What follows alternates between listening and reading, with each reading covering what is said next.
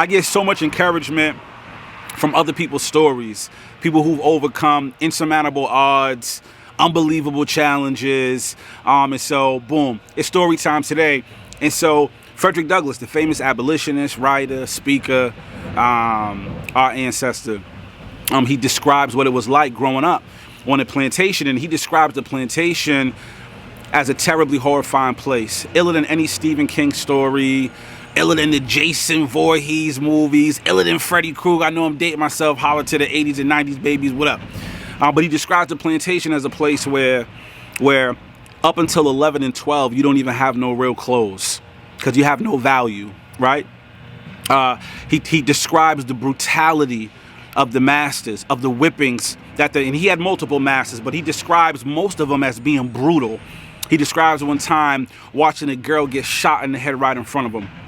He tells another story of a young lady after picking cotton all day long. Now, most of us, after we work all day, right? And some of us, I know we got 8-hour jobs, but some of us is really working like 4.5. But after we work all day, we want to go home, get in front of Netflix, get a cup of wine, right? Some of y'all want some Henny, but boom, we want to sit in front of the TV and we want to relax. After being on the cotton field all day, she's called into the house by the master's wife. And she's told to watch a newborn baby, right? So the master's wife has a newborn baby, watch the newborn baby all night after working on the cotton field all day, and then make sure that this baby don't cry and wake up the master's wife. Well, of course, right? Biology tells you this young lady's exhausted. And so in the course of watching the baby, she puts the baby in the crib, she falls asleep. Babies cry, and the baby cried. The master's wife wakes out of her sleep. I don't know if it was a 4x4 or a 2x4, but whatever stick was near her bed, she got up and she beat this girl to death, right? This is the kind of place that Frederick Douglass grew up in. And one of the things that was so interesting as I was reading his story, because we know the end product, we know he was a famous abolitionist, and we know he was a famous writer, a famous speaker. We know how much he moved the needle forward in terms of working to end slavery.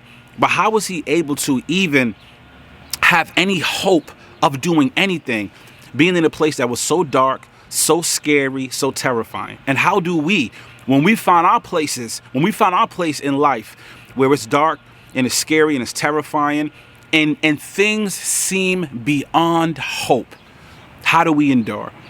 And Frederick Douglass tells another story about a time when he overheard a conversation between the master and the master's wife, right? And the master's wife had begun trying to teach one of the slaves how to read.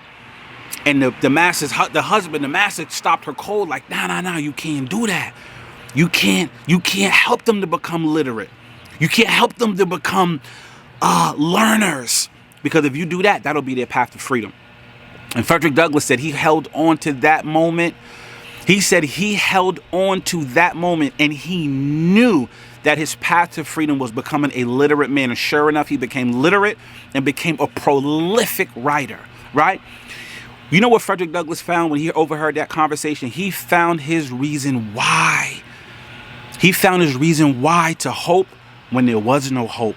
And his reason why gave him hope. And that hope gave him strength. And that strength sustained him. The circumstance didn't change right away. It took much time for him to get free.